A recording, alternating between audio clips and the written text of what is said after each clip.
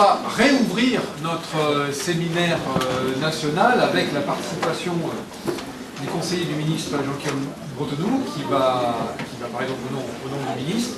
On est absolument ravis de sa présence. Alors avant de lui passer la parole, je vais peut-être redonner un petit peu la parole à Stéphanie Pajot, présidente de la FNAB, qui pourra donc du coup redire ce qu'il n'a pas entendu forcément ce matin, et quelle est la position en tout cas de notre organisation de producteurs sur cet engagement de l'État et sur cette ambition de l'État que de soutenir le développement de la bio par les débouchés de la restauration collective de l'État.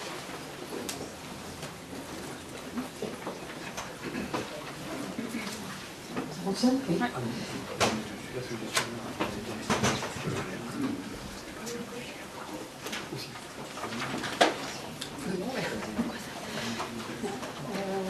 Monsieur le conseiller du ministre, merci d'être parmi nous cet après-midi. Donc juste un mot pour réaffirmer évidemment la volonté des producteurs bio du réseau FNAB d'avancer dans l'introduction de produits bio dans la restauration collective d'État. Quand on achète un manger, on achète un monde social. Pour nous, il est primordial que l'État soit exemplaire dans ce domaine, donne du sens à ses achats publics. Et donc, il est important que vous nous disiez quelle est l'ambition du ministre, même si on sait qu'au travail du programme Ambition Bio, les 20% ont été réaffirmés, mais comment concrètement on décline ça sur les territoires. Ça fait partie de l'enjeu de ce séminaire aujourd'hui et de la mise en route collective d'introduire des produits bio en restauration collective.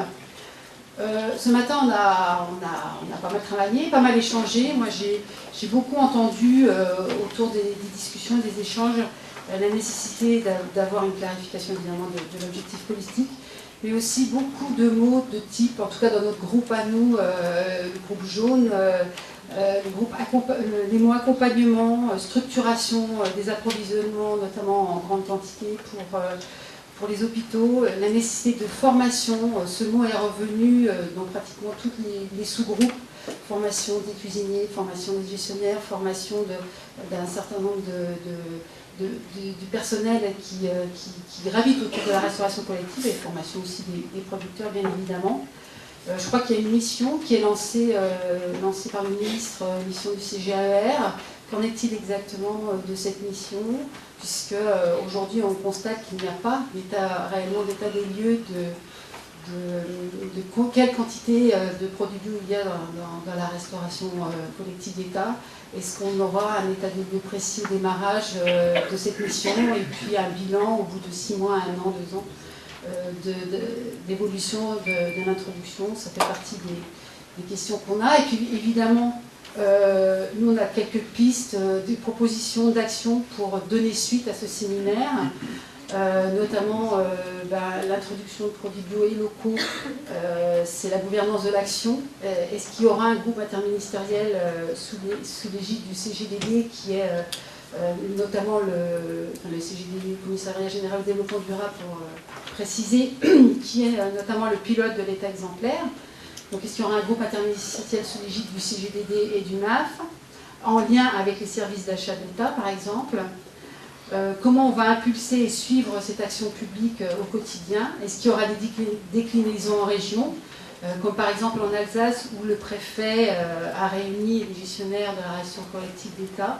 Est-ce qu'on peut imaginer une déclinaison dans toutes les régions de cette action pour enclencher une dynamique? Est-ce qu'il y aura un inventaire, donc, comme j'évoquais, des conventions, objectifs et moyens sur le territoire des commanditaires publics vers les associations de gestion des restaurants? Est-ce que, par exemple, dans ces conventions d'objectifs et de moyens, sera bien précisé les 20% de bio, d'introduction de produits bio? Enfin, tout l'aspect formation, qu'est-ce qui est prévu sur la formation des agents et des cuisiniers? Voilà un petit peu les propositions, les interrogations qu'on a et j'espère que vous pourrez répondre en partie à nos demandes.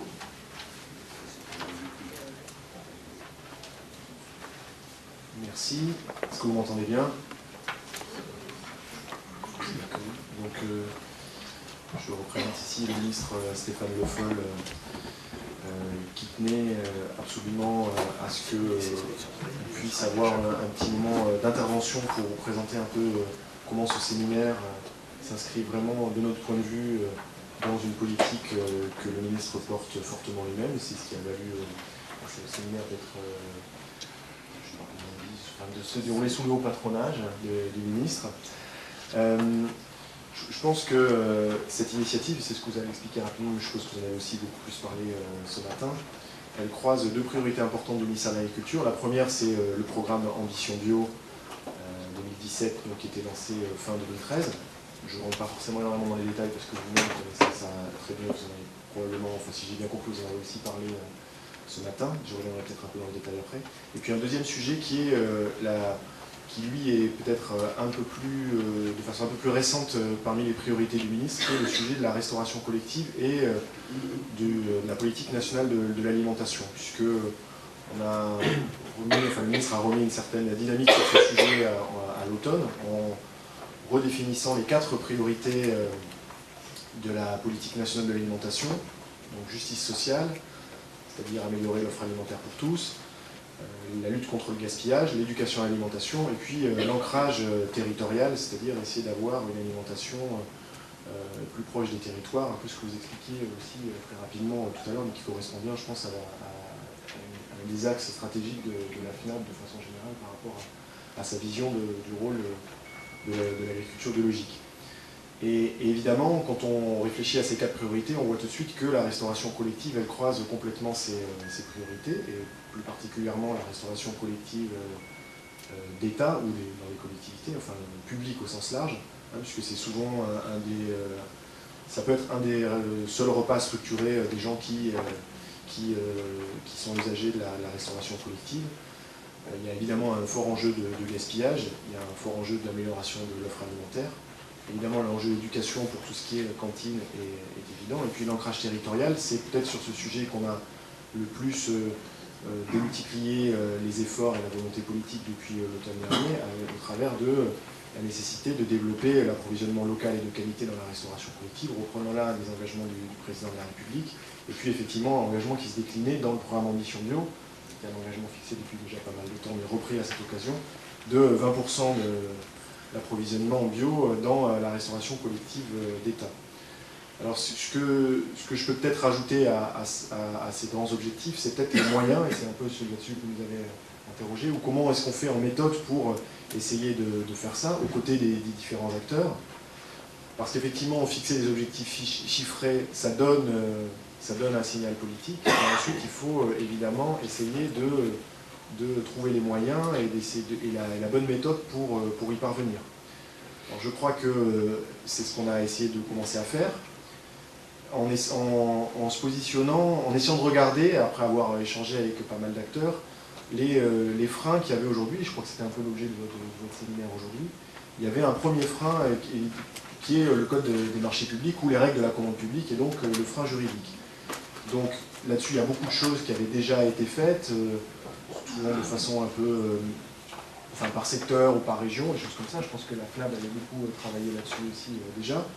Et nous-mêmes, pour reporter le sujet un peu politiquement, et pour faire face à des élus qui nous répétaient régulièrement, je dis élus, on parle souvent des élus locaux, hein, ce qui concerne les collectivités, qui disaient « mais moi je ne peux pas, je suis tenu par les règles de la commande publique, je ne peux pas faire un approvisionnement de qualité ou un approvisionnement local, je ne peux pas m'approvisionner en bio, parce que je suis obligé de passer à un marché public qui fait que je ne peux pas choisir réellement mes produits ». Donc on a réédité un guide sur l'approvisionnement public, que vous avez peut-être déjà vu, hein, qui est sous cette forme, voilà, qui est disponible sur le site du ministère, et avec un petit résumé en 4 pages que vous avez ici, qui réaffirme aussi l'importance politique du sujet. Et l'idée, c'était vraiment de dire, voilà, il y a des règles de la commande publique, et c'est logique, parce qu'il faut qu'il y ait une forme de transparence, parce qu'on sait les dérives qu'il y a pu y avoir par le passé, mais en même temps, ces règles de la commande publique, elles permettent aussi à quelqu'un qui passe un marché, ou une autre forme de commande, de définir des objectifs d'intérêt généraux, et de pouvoir ensuite sélectionner plus facilement certains produits, parce que les produits bio, par exemple, les produits locaux ne sont pas des produits comme les autres, et on peut définir des caractéristiques qui permettent ensuite de passer des commandes publiques particulières. Ça vaut évidemment particulièrement pour les produits bio, pour tout ce qui est saisonnalité, respect d'objectifs de développement durable. On peut aussi plus facilement insister sur les notions de limitation des effets sur l'environnement et donc sur le changement climatique, par exemple en essayant de limiter les trajets, enfin tout un tas de sujets qui permettent de faire des choses. Donc ça c'était le premier outil sur lequel on a essayé d'insister. Le deuxième outil, qui est un outil sur lequel la FNAB mais d'autres organismes ont aussi largement travaillé depuis longtemps, c'est la question de la structuration des filières. C'est-à-dire qu'il ne suffit pas d'avoir forcément une demande de produits bio, de produits locaux, de produits de qualité de façon plus générale. Il faut avoir en face des gens qui sont capables de répondre à cette demande et de fournir une offre. Et c'est là où ça reboucle d'ailleurs largement avec les autres aspects du plan Ambition Bio, c'est-à-dire il faut essayer de sécuriser un débouché ou de trouver un débouché, mais en même temps il faut être suffisamment structuré dans tout l'amont pour pouvoir fournir ce débouché. Et donc ça renvoie à une discussion plus générale de structuration de l'offre, mais aussi d'adéquation entre l'offre et la demande et de mise en commun de ces choses-là.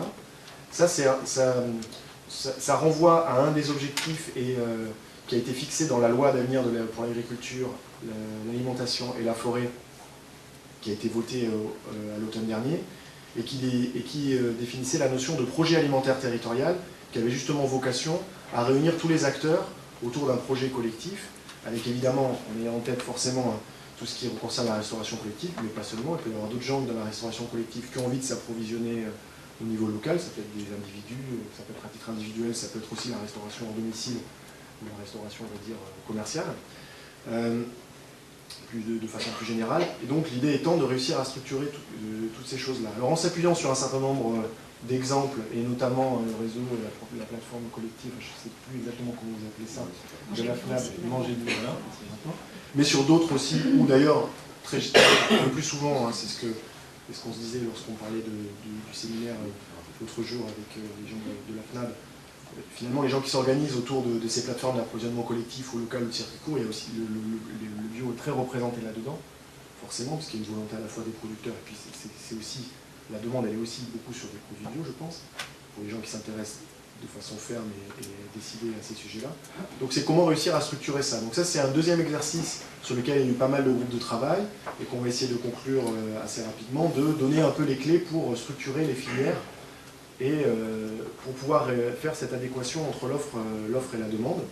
Troisième sujet que vous avez évoqué, la formation.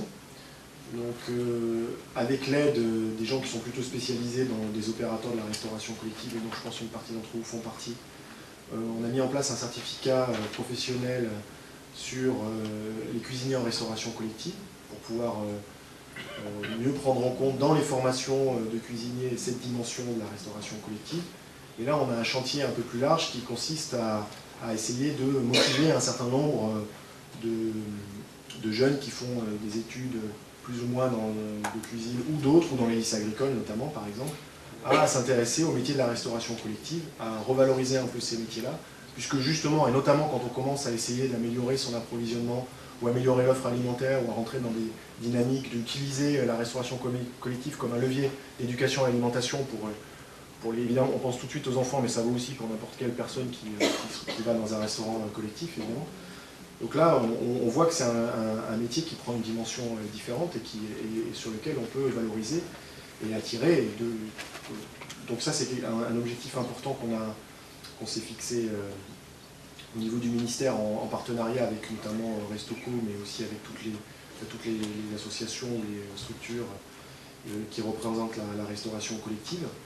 Donc voilà, on a ces chantiers-là qui sont lancés. Après, il y a le deuxième sujet vraiment important pour réussir à avancer sur le sujet, et je pense que Sémia s'inscrit vraiment là-dedans, c'est une question de mobilisation et de déploiement de ces outils.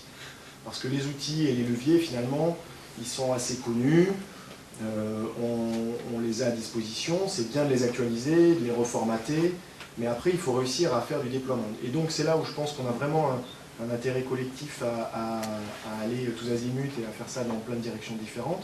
Donc à la fois avec les filières qui sont les plus intéressées, comme c'est votre cas, on a un travail qui est engagé, mais dans lequel vous êtes forcément associés, avec les opérateurs de la restauration collective qui veulent passer des accords collectifs sur l'amélioration de l'offre alimentaire, sur tous les sujets que j'ai abordés, le gaspillage, la durabilité des restaurants, l'alimentation et évidemment l'approvisionnement. Ils pensent forcément à l'approvisionnement de qualité bio.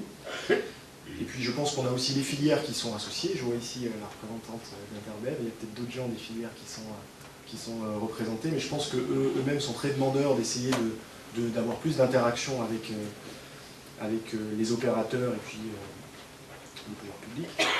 Et donc on a un vrai enjeu de déploiement et de mobilisation. Donc il s'est fait à l'occasion de l'édition de ce guide, on a eu une séquence de mobilisation politique où le ministre a donc écrit à tous les élus. Alors on a présenté ça essentiellement comme un courrier à tous les maires, puisqu'ils ont des leviers importants. On a écrit aussi à tous les présidents de conseil général, de conseil régional, et évidemment à tous les ministres, en leur disant voilà, il y a des outils et il y a une forme de volonté gouvernementale, qui avait été d'ailleurs réaffirmée par le Premier ministre lui-même, que ces efforts ils soient aussi un peu pilotés dans les administrations centrales, alors tout en sachant que, et ça vous êtes beaucoup mieux placé que moi pour le savoir, qu'il y a des problématiques très différentes suivant les administrations, le fait qu'on a souvent des restaurants interministériels, etc., ou interadministratifs, donc c'est une problématique complexe, mais en tout cas il y a une mobilisation politique à tous les niveaux qui a été effectuée. Cette mobilisation, elle doit aussi s'appuyer sur un niveau régional, et donc ça c'est ce que vous évoquiez. On a aussi, le ministre Stéphane Le Foll a donc écrit à tous les préfets pour leur indiquer que l'enjeu de l'approvisionnement et de la restauration collective était un enjeu prioritaire sur lequel ils devaient s'impliquer, pour monter des réunions entre acteurs au niveau régional, à la fois pour promouvoir un peu les projets alimentaires territoriaux, donc c'est la petite brochure que j'ai ici, et essayer de structurer un peu les choses, pour promouvoir les différents outils, pour que les acteurs se connaissent, et aussi, parce que je pense que c'est très important, et je comprends que c'est l'esprit dans lequel vous avez fait ce séminaire et monté ce séminaire, on est aussi beaucoup sur un sujet où il faut faire de l'échange d'expériences et de la mutualisation des bonnes idées, des bonnes pratiques, aussi des écueils à affronter, et puis un certain nombre de bonnes idées. Donc là, je crois qu'on a vraiment un chantier qu'on souhaite lancer et sur lequel on aura besoin de tous, c'est de mutualiser les bonnes expériences et de réussir à trouver les moyens de les faire connaître et de les rediffuser. Donc là, on a un enjeu de communication entre nous, puisque vous-même, en se promenant rapidement sur les sites, sur vos différents sites, il y a beaucoup de choses que vous mettez en partage. Il faut qu'on les connecte avec d'autres choses qui sont mises en partage par d'autres structures et qu'on réussisse à faire de tout ça quelque chose où on peut facilement se balader, retrouver les initiatives, qu'un opérateur puisse retrouver les choses qui se font dans sa région, qu'il puisse aussi regarder ce qui se fait ailleurs pour prendre des idées et faire des choses de ce type-là. Donc là, on a un vrai enjeu sur ce sujet. Vous avez parlé de mobilisation des différents ministères et des différents ministres, j'en ai dit deux mots. En ce qui concerne le ministère de l'Agriculture, puisqu'on commence aussi, on se dit qu'il faut qu'on regarde d'abord chez nous ce qui se passe, et on a quand même une administration centrale qui est assez importante, mais on a aussi beaucoup de services déconcentrés, et puis on a tout ce qui est enseignement agricole, où on accueille de très nombreux élèves, alors dans l'enseignement agricole public, mais aussi dans l'enseignement agricole privé. Enfin, donc on a un ministère qui finalement fait lui-même beaucoup de restauration collective. Donc la mission du CGER dont vous parliez, son premier objectif, c'est de regarder ce qui se passe au sein du ministère de l'Agriculture. Et c'est déjà un chantier assez compliqué. Les missionnaires sont présents aujourd'hui, enfin une partie, je les ai vus, voilà, ils sont là. Et donc l'objectif, c'est vraiment de faire un état des lieux de ce qui se passe, des différentes possibilités, puis de voir comment on peut améliorer. Et évidemment, dans notre esprit, dans notre tête, il y a l'idée ensuite de pouvoir diffuser ça auprès de collègues d'autres ministères. Et le travail est déjà engagé dans un certain nombre de secteurs, qui reprennent d'ailleurs assez bien, si j'ai bien vu, les différents groupes que vous avez identifiés pour les ateliers de cet après-midi. Donc on a notamment été déjà en relation avec le ministère de la Défense, on discute aussi avec le ministère de la Justice pour tout ce qui est prison, et je dis prison mais au sens large, ça vaut aussi pour tout ce qui n'est pas strictement de la prison, mais d'autres établissements relevant du ministère de la Justice. Et puis évidemment on a le sujet du ministère de la Santé et des Hôpitaux, qui est un sujet très important sur lequel on doit aussi se déployer. Donc voilà un peu ce que je voulais dire sur ces différents sujets. Je pense qu'on est conscient qu'il y a une très forte marge de progression en la matière. En même temps, on a des outils, on a la volonté des fournisseurs. Je pense qui est évidente pour des raisons diverses. On a une volonté politique de suivre ça, volonté qui est portée par le ministre, mais aussi par le Premier ministre et par l'ensemble du gouvernement. C'était d'ailleurs l'image du plan Ambition Bio, puisque c'était un programme vraiment interministériel. Et donc je pense que c'était important pour le ministre que ce soit redit ici, aujourd'hui. Et puis je pense qu'on aura forcément à rediscuter de tous ces sujets dans les prochaines semaines ou dans les prochains mois. On veut aussi ne pas considérer qu'en ayant fait les guides, le sujet est bouclé, ou qu'en ayant fait, enfin je veux dire, 2 ou 3 guides, une réunion au niveau régional, en essayant de voir quels sont les moyens financiers qu'on peut mettre sur de l'accompagnement à la formation, de l'accompagnement à l'animation.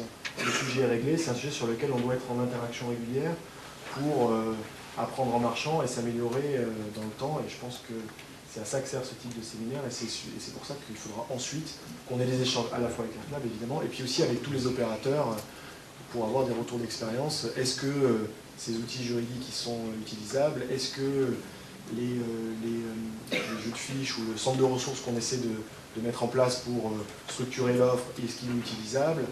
Est-ce que, et ça je pense que c'est un sujet très important, est-ce qu'il y a un enjeu important financier? Est-ce que ça coûte plus cher ou est-ce que ça coûte moins cher? Et on aura aussi besoin d'avoir un retour sur ces sujets-là. On a notre petite idée, il y a des gens qui arrivent, si j'ai bien compris, à le faire sans que ça coûte plus cher, donc on pense que c'est possible, mais il faut qu'on voit de quelle façon c'est généralisable ou pas. Et donc voilà ce que je voulais dire en premier lieu. J'espère avoir en partie au moins répondu à une partie de vos questions. Et puis je vous souhaite un bon travail cet après-midi, sachant que